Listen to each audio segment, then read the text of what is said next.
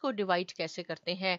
इससे पहले कि हम आगे चलें और मैं आपको क्वेश्चन सिखाऊं मोनोमियल्स के, पहले मैं एक दफ़ा फिर रिवाइज करती हूँ कि मोनोमियल्स होते क्या हैं, ताकि आपको ये कॉन्सेप्ट फिर क्लियर हो जाए अगर आप भूल गए हैं तो। बहुत सिंपल है, मोनोमियल एक नंबर भी हो सकता है। अगर मैं सपोज कहूँ 4, ये आपके लिए एक मोनोमियल होगा। अगर मैं कहूँ 6, ये एक मोनोमियल होगा। मोनोमियल एक नंबर भी हो सकता है, एक वेरिएबल भी हो सकता है। वेरिएबल क्या होता है, X Y Z A B C कुछ भी आप लिखें वो वेरिएबल हो जाएगा। या आप दोनों को मल्टीप्लाई कर दें, प्रोडक्ट का मीनिंग होता है मल्टीप्लीकेशन। अगर आप इनको मल्टीप्लाई कर दें, सपोज मैं अगर लिख दूं 4x² कर दूं, या मैं इसको कर दूं 9a³ तो ये भी आपके पास मोनोमियल की एग्जांपल्स हैं। मोनोमियल क्या होता है, देखिए यहाँ लिखा हुआ भी है, is a number, is a variable और a product of numbers and variable. ये नंबर हो गया, ये वेरिएबल है, ये नंबर है, ये वेरिएबल है। इन दोनों में क्या रिलेशन है, मल्टीप्लाई का रिलेशन है, जिसको हम प्रोडक्ट कहते हैं। तो मोनोमियल आपके पास, आपको क्लियर हो गया होगा कॉन्सेप्ट के, नंबर भी हो सकता है, वेरिएबल भी है, प्रोडक्ट भी हो सकता है। मोस्ट इंपॉर्टेंट पॉइंट मोनोमियल के लिए ये है कि मोनोमियल डोंट इंक्लूड एडिशन और सब्ट्रैक्शन। अगर सपोज मैं आपसे कहूं कि 4x+5 ये मोनोमियल नहीं है। अगर मैं आपसे कहूं 6y² - 9 ये मोनोमियल नहीं है, क्योंकि मोनोमियल में एडिशन और सब्ट्रैक्शन नहीं होती। नंबर्स होते हैं, वेरिएबल्स होते हैं, या आप उनको मल्टीप्लाई करके लिख सकते हैं। यहाँ मैंने कुछ आपके लिए एग्जांपल सेट की हैं, क्योंकि टॉपिक है कि मोनोमियल को हम डिवाइड कैसे करें।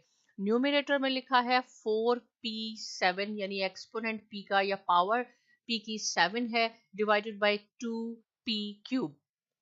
देखिए ये मोनोमियल है। पहले तो आपने ये डिसाइड करना है कि हम क्वेश्चन सॉल्व कर रहे हैं, ये मोनोमियल है, बिल्कुल मोनोमियल है। इसमें एक नंबर है, एक वेरिएबल है, p वेरिएबल है, 4 नंबर है। सिमिलरली यहाँ पे 2 नंबर है, p वेरिएबल है। आगे कोई आपस में एडिशन और सॉरी प्लस और माइनस ये नहीं हो रहे हैं। कैसे होगा, बहुत सिंपल है। पहले आप इसको डिवाइड कर दें, देखें कैसे होगा। 2 1 टाइम 2, 2 2 टाइम 4, न्यूमरेटर में तो 2 आ गया। अब हम इस पावर को कैसे सॉल्व करें।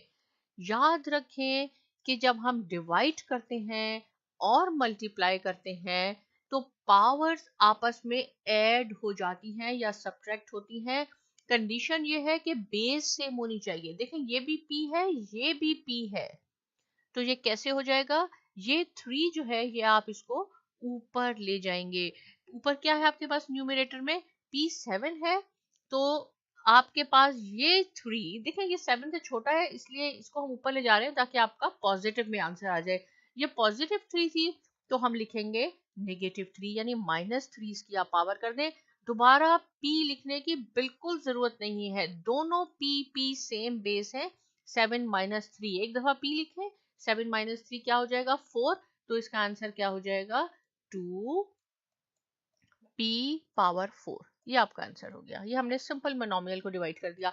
लेकिन अगर इसकी जगह ये ऐसे होता क्वेश्चन, सपोज 4p7 होता और नीचे आपके पास इस p की जगह मैं कर लेती हूँ सपोज a 3, तो आप कभी ना सोचेंगे इनकी पावर्स आपस में ऐड हो जाएंगी, क्योंकि ये बेस डिफरेंट है, ये p है, ये a है।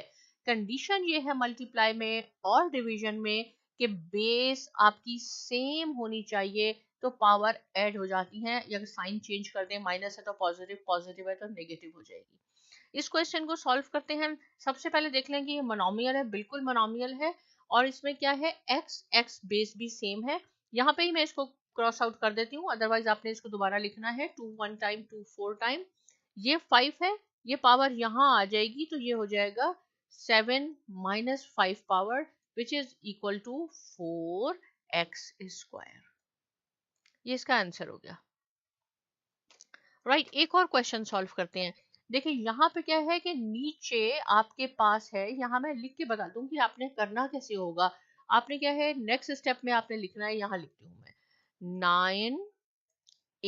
9a7 right divided by 3। अब इसकी एक्सपोनेंट या इसकी पावर -5 है, कोई बात नहीं, आप इसको ऊपर ले जाएं, न्यूमरेटर में ले जाएं, इसका साइन चेंज हो जाएगा, ये पॉजिटिव हो जाएगी।